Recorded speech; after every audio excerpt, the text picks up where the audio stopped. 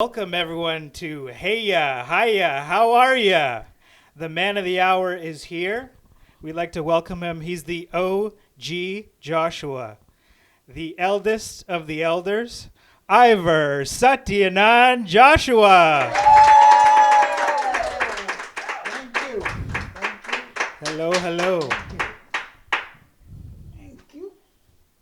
Made it. Humor is not lost short on me. It's probably made me into the person that I am. I'm always intrigued of how you interact with people, whether it's waiters or just people, anyone on the street. You know how to strike up a conversation with them, get on a very friendly level very quickly, and have fun with them. Where do you get that? Is that at all inspired by Don Rickles, or where does it come from? I don't think I wasn't aware of Don Rickles' humor until I saw him. Of course, we did see your grandma and I were in Las Vegas, and we had the opportunity to go to one of Don Rickles' shows, and we thoroughly enjoyed it. No, but I don't think my humor is anywhere close to his. He is excellent, and he is really superb. He does pick on people, but he does it very effectively and humorously. No, I don't know. Maybe it's just a God-given grace, and I'm grateful for it. I'm here to ask you more about your educational background. My father once he took me to see this director of education at that time in our city, who kind of he was a psychologist as well, and he asked me several questions. He wanted to try and determine what my particular interest might be and what I might be capable of doing. And he came to the conclusion, and he told my father that I would do well as an accountant. For some reason, he selected that, and at that time I didn't know why and what for. Apparently, it was my interest in mathematics and arithmetic, and also I used to be crazy. If a license plate, if a car went by, and it had certain numbers on it, I would take those numbers and start dividing them by all the significant, by 3, 5, 7, 9, 11, 13, 17, 19, all the prime numbers, just to see whether it was divisible. It just became a little hobby. So this gentleman apparently picked up on it and thought I might do well as an accountant. You've lived through some major events in history, including the India-Pakistan partition. So we were wondering if you could tell us some stories about that time period and how your family was impacted. You've heard of Mr. Gandhi, Mahatma Gandhi, Mohandas Karamchand Gandhi. He was quite instrumental in trying to bring independence to India, get independence from the British Raj, as it were. And the slogan in those days was "Quit India." So I was a student at university in 1945, 42, 47 at university, and I joined one of the student movements there. There were about, it's supposed to be, newspaper quoted as being about 100,000 of us, and I joined that, Quit India. I didn't exactly know what I was doing there, because later on I felt perhaps it wasn't such a good idea for them to leave, but nevertheless at that time I was all for India. My question for you is one of my favorite stories. How and when did you meet Grandma? And I met her in Delhi, and the story goes that my cousin took me to his cousin's home. A vision comes out, and the vision has long hair and son of a gun. I thought this is it. It took about 3 months to ask her and beg of her to marry me. And then I used to be invited, go to the home. And when I went to the home, one day I was told you can come around 9 o'clock. But I landed up there at 8 o'clock, and I thought I'd take something to the home. So I got a huge big, what do you call tarboos? Watermelon. Yeah, huge big one. And I took a watermelon, and of course I didn't have a place to sit, so I sat on that for an hour. So I sat on the watermelon, and then in an hour's time, I went to the door. So my father-in-law says, "Where were you?" I said, "Well, I was sitting out there on the watermelon." "Why didn't you come in?" I said, "Well, you'd mentioned 9 o'clock, so I waited till 9 o'clock. So then I went in there, and then eventually we went out. Oh, then I gave her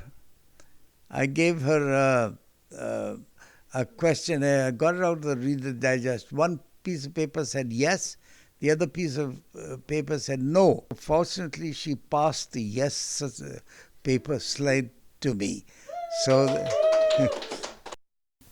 So you started from Lahore and now you're here. Hats off to you for making that transition. What was it like to come all the way from Lahore to Toronto? Did you have help when you got here? I went off and became a clerk at the City of Toronto. Now, as a clerk there, I was also asked to go and get a roll call for people who were going to vote for the Toronto the municipality there. So I had to go and poll these places, and I went from door to door in the location that had been assigned to me. And it was fun. It was outdoors.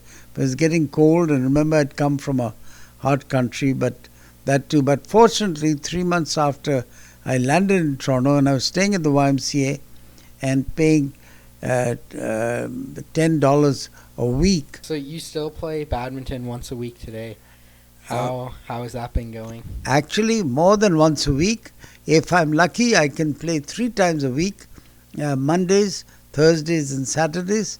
Tennis, I play mostly in the summer on a court which is very close by, and that is twice a week for sure, Tuesdays and Saturdays.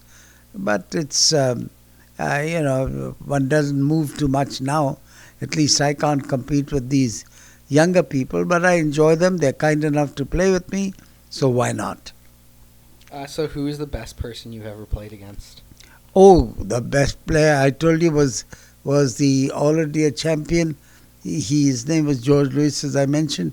I played with him once when I was just a kid, in my teens, and he was kind enough to play, and boy, I had to work my butt off to make 6 points against him, 6 out of 15, and yet he was good enough to at least help me. But that was the hardest game I ever played.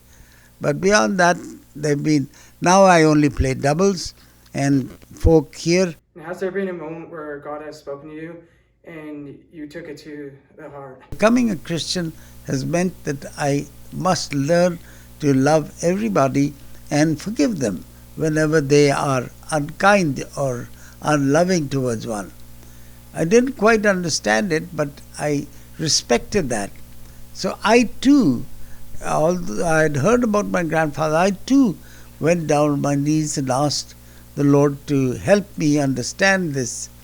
And yes, indeed, after a while, it did seem that Jesus did speak to me, and I got a real feeling that He was with me, and that things changed. My sense of values changed. Suddenly the things that meant a lot more and different, of course, suddenly changed, and I started seeing the world and my own and the people I worked with, or at least correction that time, I went to school with, in a totally different way. You have met many famous people in your life, including the Queen and Gandhi. I have also heard that you've met Pierre Trudeau, who had an interesting condition. Can you please elaborate? In 1949, it so happened that Pierre Elliott Trudeau, the father of the current Prime Minister, was passing through Lahore, my hometown, and was staying for a couple of nights in our neighbor's home. And just before he was our neighbor was to take him to the next stop, our neighbor's car had a flat, so he called over the fence and he says, "Ivor, can you come and help change this tire?" his car tire. So I was 19-year-old, and why not? So while I was helping to change the tire, I noticed this white man, little older than I, of course, come and watch us, and then he would go inside. And then come back again and go inside. Apparently, Pierre Trudeau had the runs, so he had to go in and out. And he came out, and then of course he left. Our neighbor, whose name was Razvi, and Pierre Trudeau was then Prime Minister. Razvi wrote to Trudeau and said, "I wonder if you remember me. I'm coming to Canada. I wonder." So Trudeau wrote back in handwritten letter suggesting, "Of course I remember you. You must come and visit me at 24 Sussex Road," which he was going to. But on the way, he stopped in Toronto and met my parents and reminded them and said, Ivor will remember meeting him. So, of course, Ivor did not, but I was glad to have met him. Thank you so much, Hiya. Thank you very much for making all this possible.